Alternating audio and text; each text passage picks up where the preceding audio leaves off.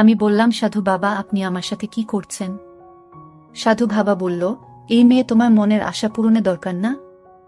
আমি বললাম, জি বাবা। তাহলে আমি যা করছি চুপ করে দেখো, কোনো কথা বলতে পারবা না। আমি বললাম, আচ্ছা ঠিক আছে সাধু বাবা। তারপর সাধু বাবা আমার সরলতার সুযোগ নিয়ে আমার সাথে যা করল তা শুনলে বন্ধুরা তোমাদের মাথা গরম হয়ে যাবে। তাহলে চলুন বন্ধুরা, গল্পটি শুরু করি।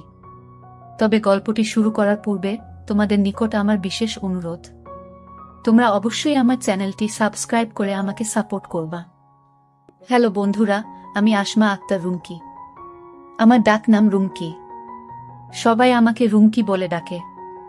বন্ধুরা, আজকে তোমাদের সামনে আমি যে গল্পটি বলবো সেটি আমার বাস্তব জীবনের গল্প। হয়তো তোমরা অনেকেই বিশ্বাস করবে না, কিন্তু এটাই সত্য। কিছু কিছু ঘটনা আছে যা অসম্ভব, তারপরেও পৃথিবীতে এরকম ধরনের ঘটনা ঘটে। অনেক সময় আমাদের সমাজে এমন কিছু ঘটনা ঘটে যা মানুষের চিন্তাধারার বাহিরে। বন্ধুরা, আমার গ্রামের বাড়ি নেত্রকোনা জেলায়।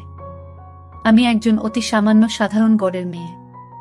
আমার বাবার আর্থিক অবস্থা খুবই খারাপ ছিল। আমরা 2 ভাই 4 বোন।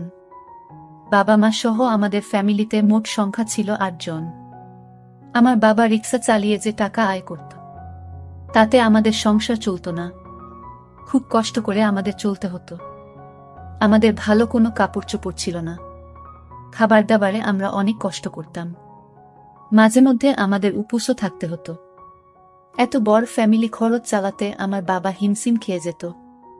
বন্ধুরা, তারপর আমার গ্রামের এক মুরব্বি, আমার বাবার বন্ধু, আমার বাবাকে পরামর্শ দিল, সবুজ মিয়া, তোমার তো ছেলে মেয়ে বড় হয়ে গেছে, তোমার তো এত কষ্ট করতে হয় না। তুমি যদি ছেলে মেয়েদেরকে নিয়ে ঢাকায় চলে যাও, ছেলে মেয়েদেরকে গার্মেন্টসে চাকরিতে ঢুকিয়ে দাও, তাহলে তোমার প্রতি মাসে 60 থেকে 70 হাজার টাকা ইনকাম হবে। তুমি শুধু শুধু এখানে পড়ে থেকে কেন কষ্ট করছো? আর তোমার ছেলে মেয়েদের কি ভবিষ্যৎ নেই? তাছাড়া তোমার মেয়েরা বড় হয়ে যাচ্ছে, তাদেরকে বিয়ে দিতে হবে না। আর এইখানে তোমার যে ইনকাম, তাতে তো তোমার মেয়েদেরকে বিয়ে দিতে পারবে না। তুমি ছেলে মেয়েদেরকে নিয়ে ঢাকায় চলে যাও, দেখবা আল্লাহ তোমাকে অনেক দিবে। তারপর আমার বাবার বন্ধু লিয়াকত চাচার কথা অনুযায়ী আমার বাবা আমাদের সকলকে নিয়ে ঢাকার গাজীপুরে চলে আসেন। আমরা সকলেই গাজীপুরে চলে আসি। গাজীপুরে এসে আমরা একটি বাসা ভাড়া নিই। অবশ্যই বাসা আমাদের এক আত্মীয়ের মাধ্যমে আগেই ভাড়া করা হয়েছিল। আমাদের অনেক আত্মীয় স্বজন আছে সেখানে। গাজীপুরে এসে আমার বাবা আমাদের ভাই বোন সবাইকে গার্মেন্টসের চাকরিতে জয়েন করিয়ে দেয়। আমরাও নিয়মিত চাকরি করতে থাকি। প্রথম মাস আমরা বেতন পেয়ে সবাই খুশি। প্রথম মাসে আমাদের সবকিছু বাদ দিয়ে প্রায় 30,000 টাকা আমাদের হাতে থাকে। আমার বাবা মা সবাই খুশি, কারণ আমরা আমাদের ফ্যামিলিতে যে অভাব ছিল সেই অভাব মনে হচ্ছে দূর হয়ে যাবে। পরিশ্রম করতে করতে একদিন আমরা বেশ কিছু টাকার মালিক হয়ে যাই, কারণ আমাদের পরিবারের সবাই ছিল উপার্জনকারী। আমাদের হাতে যখন বেশ কিছু টাকা হলো, তখন বাবা এই টাকা দিয়ে আমাদের গ্রামে একটি ঘর তৈরি করলেন। মাঝে মধ্যে আমরা ঈদ বা অন্যান্য অনুষ্ঠানে বাড়িতে গিয়ে সেখানে কয়েকদিন থাকতাম। তারপর আবার আমাদের কর্মস্থলে চলে আসতাম। কিন্তু আমরা বেশিরভাগ সময় থাকতাম গাজীপুরে। সেখানে আমরা সকলে চাকরি করতাম। এইভাবে চাকরি করতে করতে বাবা একদিন হঠাৎ আমাকে বলল, মা রুমকি, তুই বড় হয়েছিস, এখন আমার ইচ্ছা তোকে কোনো একটা ভালো ছেলে দেখে বিয়ে দিয়ে দেওয়া। মারে, আমার উপর তো এটা ফরজ। এখন তুই কি বলিস? আর মা, তোমার যদি কোনো ছেলে পছন্দ থাকে তাহলে আমাকে বলতে পারো। আমি বললাম, না, আমার এরকম কিছু নাই বাবা, তোমরা যা ভালো মনে করো, যেখানে ভালো মনে কর সেখানে আমি রাজি। তারপর আব্বু চতুর্দিকে লোক লাগানো, ঘটক লাগানো, আমাদের গ্রামে এবং অন্য জায়গায়। অবশেষে আমার আব্বু আমাকে বিয়ে দেওয়ার জন্য একটি পাত্র খুঁজে পেল আমাদের গ্রামের পাশের গ্রামে। ছেলেটি আমার দেখে পছন্দ হলো। খুব হ্যান্ডসাম এবং সুস্বাস্থ্যের অধিকারী। প্রথম দেখাই আমার তাকে ভালো লেগে গেল। তারপর পারিবারিকভাবে আমাদের বিয়ে হয়ে গেল। বিয়ের যখন প্রথম রাত, আমি বসে রইলাম বাসর ঘরে। হঠাৎ রাত যখন 12টা বাজে, তখন তার উপস্থিতি আমি বুঝতে পারলাম। আমি তাকে সালাম দিলাম। তারপর সে আমার পাশে বসল। অর্থাৎ এক কথায় বাসর ঘরে যে সব আনুষ্ঠানিকতা করা হয় সে সম্পূর্ণই পালন করল। কিন্তু দুঃখের ব্যাপার হল, সে গায়ে গতরে সুস্বাস্থ্যের অধিকারী হলে কি হবে? সে কিন্তু সেদিন আমার কিছুই করতে পারেনি। তাকে দেখে মনে হয় সে অনেক শক্তিশালী মহাপুরুষ হবে, কিন্তু তার ভিতরে যে কিছুই নেই তা আমি তো বুঝতে পারি নাই। মনের ভেতরটা খারাপ হয়ে গেল প্রথম দিনেই। ভাবলাম প্রথম দিন যেহেতু হয়তো তাই এরকম হয়েছে, হয়তো আনইজি ফিল করছে, পরে ঠিক হয়ে যাবে, এই ভেবে আমি নিজেকে সান্ত্বনা দিলাম। পরের দিনেও সে আমার কাছে আসলো, কিন্তু কি আশ্চর্য ব্যাপার, মাত্র 2 মিনিটে সব শেষ হয়ে গেল। অনেক কষ্টে আমি আমার দিনেগুলো পার করতে লাগলাম।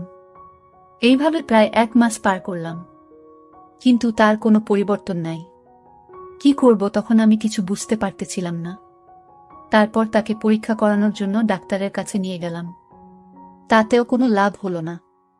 এইভাবে আমার দিনগুলো চলতে লাগলো, কিন্তু মনের যে কষ্ট দুঃখ কাউকে বলার মতো সাহস পাচ্ছিলাম না। আর এই সকল বিষয় তো কাউকে বলাও যায় না। এভাবে চলতে লাগলো আমার দিন। বিয়ের প্রায় 3 বছর হয়ে গেল। আমার শাশুড়ি মা আমাকে মাঝে মধ্যে বিভিন্ন ধরনের আজেবাজে কথা বলতো, আর বলতো 3 বছর হয়ে গেছে বিয়ে হয়েছে, এখনো নাতি নাতনির মুখ দেখতে পারি নাই। কি দুর্ভাগা আমি! শাশুড়ির মুখে এরকম ধরনের কথা শুনে আমার মনের ভেতরটা হুহু করে কেঁদে উঠল। শাশুড়ি মাকে তো আর বলতে পারি না যে মা, আপনি নাতি নাতনির আশা করবেন কিভাবে? আপনার ছেলে যে কিছুই পারে না স্বামীকে সুস্থ করে তোলার জন্য, স্বামীর কাছ থেকে ভালো কিছু পাওয়ার জন্য। আবার আমি আমার স্বামীকে নিয়ে ডাক্তারের কাছে গেলাম। ডাক্তার ভালো করে পরীক্ষা করল। পরীক্ষা করার পর আমাকে বলল, দেখুন আপনার কোনো সমস্যা নেই, সমস্যা হচ্ছে আপনার স্বামীর। তারপরেও আমি আপনাকে স্বামীকে কিছু ওষুধ লিখে দিচ্ছি, ওই ওষুধগুলো আপনার স্বামীকে খাওয়াবেন, কাজ হয়েও যেতে পারে। ওষুধগুলো এনে আমি আমার স্বামীকে খাওয়ালাম। ওষুধগুলো আমি আমার স্বামীকে 1 মাস খাওয়ানোর তার মধ্যে কোনো পরিবর্তন দেখতে পেলাম না, সেই আগের মতোই অবস্থায়। মোট কথা অনেক কবিরাজ, অনেক ডাক্তার দেখালাম তাকে, কিন্তু কোনো কাজ হলো না। আর এদিকে আমার শ্বশুর, আমার শাশুড়ি মা নাতি নাতনির মুখ দেখার জন্য পাগল হয়ে গেল। আমাকে বিভিন্ন সময় বিভিন্নভাবে গালিগালাজ করতে থাকে। সন্তান না হওয়ার কারণে তারা আমাকে বিভিন্নভাবে প্রায় কথা শুনিয়ে থাকত। মানবতার দিকে তাকিয়ে তাদের মুখে মুখে কথা বলতাম না, সবকিছু নীরবে আমাকে সহ্য করতে হতো। অনেক চিন্তায় পড়ে গেলাম, এখন কি করব আমি? এই মুহূর্তে আমাকে কি করা উচিত? মাঝে মধ্যে মনের অবস্থা এমন খারাপ হতো যে আমি যে কারো সাথে পরকীয়া করি, কারণ আমার একটা সন্তান দরকার, তাহলে আমার স্বামীর বাড়ির সবাইকে খুশি। মন খারাপ করে বসে রইলাম। ঠিক এই মুহূর্তেই পাশের বাড়ির এক চাচি আমাকে বলল, কি রে রুমকি, শুনেছি তোর নাকি 3 বছর হয়েছে বিয়ে হয়েছে, কিন্তু তোর তো কোনো বাচ্চা কাচ্চা হয়নি। তাহলে এক কাজ করো, অমুক গ্রামে এক সাধু বাবার আস্তানা, মানুষ বলে সে নাকি অনেক বড় সাধু, শুনেছি সে নাকি অনেক ভালো চিকিৎসা করে। রুমকি, তোর যদি আমার কথা বিশ্বাস না হয় তাহলে আমাদের গ্রামের মিনার মার কাছে জিজ্ঞাসা করে দেখিস। তারও বাচ্চা হতো না, তারপরও বাচ্চা হতো না। তারপর সে সাধু বাবার কাছে গেলে সাধু বাবা কি জানি কি দিছে, তারপর তার বাচ্চা হয়েছে। সে এখন 4 সন্তানের জননী। আমার মনে হয় রুমকি সেখানে গেলে তোর উপকার হবে। চাচিমার কথা শুনে মনে অনেক সাহস পেলাম। মনে মনে স্থির করলাম, কাউকে নিব না, আমি একাই যাব সাধু বাবার কাছে। যে করেই হোক, যেভাবেই হোক, আমার একটি সন্তান প্রয়োজন। সন্তানের জন্য আমার মনের ভেতরটা হাহাকার করছে। আর তাছাড়াও সন্তানের জন্য আমার শ্বশুর শাশুড়ি আমাকে অনেক কথাবার্তা শোনাচ্ছে, অনেক নির্যাতন করছে, মানসিকভাবে যন্ত্রণা দিচ্ছে। তাই আমি ভাবলাম যেভাবেই হোক আমার একটি সন্তান প্রয়োজন। আমার সংসার বাঁচাতে, সংসারের সকলের মুখে হাসি ফুটাতে আমার একটি সন্তান প্রয়োজন। পরের দিন আমি চলে গেলাম সাধু বাবার আস্তানায়। সাধু বাবার আস্তানায় গিয়ে দেখি মানুষের অনেক লম্বা সিরিয়াল, সবাই রোগী, অনেকেই অনেক ধরনের সমস্যা নিয়ে সাধু বাবার কাছে এসেছেন। আমিও গিয়ে লাইনে দাঁড়িয়ে রইলাম। হঠাৎ করে আমার ডাক পড়ল। আমি সাধু বাবার এখানে গেলাম। সাধু বাবা আমাকে বলল, মা তোমার কি সমস্যা শুনি তো দেখি একটু। তারপর আমি সাধু বাবাকে বললাম, সাধু বাবা, আমার বিয়ে হয়েছে 3 বছর হয়েছে, কিন্তু আমার স্বামী আমাকে কিছুই করতে পারেনি, যার ফলে আমার এখনো বাচ্চা কাচ্চা হয়নি। এখন আমার শাশুড়ি মা আমাকে খুব বাজেভাবে কথা বলে, আমার সাথে খুব বাজে আচরণ করে। বাবা, আপনি কি পারবেন এমন কিছু দিয়ে আমাকে একটি বাচ্চা দিতে? আমার একটি সন্তানের খুবই প্রয়োজন। তারপর সাধু বাবা আমাকে বলল, মা দেখো, বাচ্চা দেওয়া এবং নেওয়ার মালিক আল্লাহ, আমি বরঞ্চ একটু চেষ্টা করে দেখতে পারি। সাধু বাবা কিছুক্ষণ অপেক্ষা করে আমার দিকে কি যেন পড়ে আমাকে একটি ফু দিল। ফু দেওয়ার পর সাধু বাবা হঠাৎ করে আমাকে বলতে লাগল, মা তুমি একটি কাজ করতে পারবে, তাহলে হয়তোবা তোমার বাচ্চা হওয়ার সম্ভাবনা আছে। তবে মা, কাজটি যে অনেক কঠিন, অনেকেই পারে না। আমি বললাম, সাধু বাবা, যত কঠিন কাজই হোক আমাকে ওই কাজটি পারতে হবে, যেভাবেই হোক আমাকে কাজটি করতে হবে, কারণ আমার একটি সন্তান প্রয়োজন। পৃথিবীতে আমার এবং আমার স্বামীর কোনো কিছুর অভাব নেই, কিন্তু অভাব শুধু একটি সন্তানের। তারপর সাধু বাবা বলল, মারে, তুমি সব জায়গায় যেহেতু ব্যর্থ হয়েছ, তোমার কোনো কিছুতেই কাজ হচ্ছে না, তোমার স্বামী তোমার সাথে কোনো কিছুই করতে পারছে না, সেই দুঃখ, সেই কষ্ট তুমি কাউকে বলতে পারছো না, সেক্ষেত্রে তোমাকে আমার সাথে একটি কাজ করতে হবে। বুঝতেই পারছো কাজটি কি? তবে আমি এতটুকু বিশ্বাস করি যে যদি তুমি কাজটি করো, তাহলে আমি আশাবাদী তোমার মনের আশা পূর্ণ হবে, কারণ এর আগেও আমি তোমার মতো আরও অনেক মহিলার মনের আশা এভাবেই পূর্ণ করেছি। তারা সবাই এখন 3 থেকে 4 সন্তানের জননী। আশা করি তোমার মনের আশা পূর্ণ হবে। তবে মা, তোমাকে আমি ফ্রি মনে করে কথাগুলো বলেছি। তোমাদের মতো মহিলাদের মনের দুঃখ বোঝার জন্য আমি এই রাস্তায় বসেছি, তোমাদেরকে খুশি করাই আমার কাজ। এখন তুমি যদি আমার প্রস্তাবে রাজি থাকো, তাহলে আগামী শুক্রবার আমি একটা জায়গার কথা বলছি, ওইখানে চলে আসবা। তারপর আমি সাধু বাবাকে বললাম, সাধু বাবা, এটা কিভাবে সম্ভব? আমার তো স্বামী আছে, আর তাছাড়াও আমি এরকম কাজ কখনো করি নাই। সাধু বাবা বলল, রুমকি, তোমার কোনো সমস্যা নেই, তোমার সকল প্রকার গোপনীয়তা আমি রক্ষা করব। তুমি যদি তোমার মনে আশা পূর্ণ করতে চাও, তাহলে অবশ্যই তোমাকে এই কাজটা করতে হবে। তোমার যদি ইচ্ছা না থাকে তাহলে চলে যাও, আর যদি মনে করো যে না, আমার দরকার, আমার প্রয়োজন, তাহলে তুমি আগামী শুক্রবার ওইখানে চলে আসবা। যদি রাজি থাকো তাহলে আমাকে বলে দাও, আমি তোমার জন্য সকল প্রকার ব্যবস্থা করে রাখব। সাধু বাবার কথা শুনে আমার মাথা ঘুরে গেল। মনে মনে ভাবলাম, এখন কি করি? আর আমারও তো প্রয়োজন। অনেক চিন্তা ভাবনা করে আমার প্রয়োজনের কথা ভেবে আর ওইদিকে শাশুড়ি মার তীক্ষ্ণ কথাগুলো মনে মনে ভাবতে লাগলাম।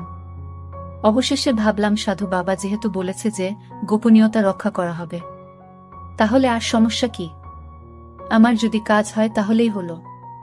অবশেষে সাধু বাবার কথায় আমি রাজি হয়ে গেলাম।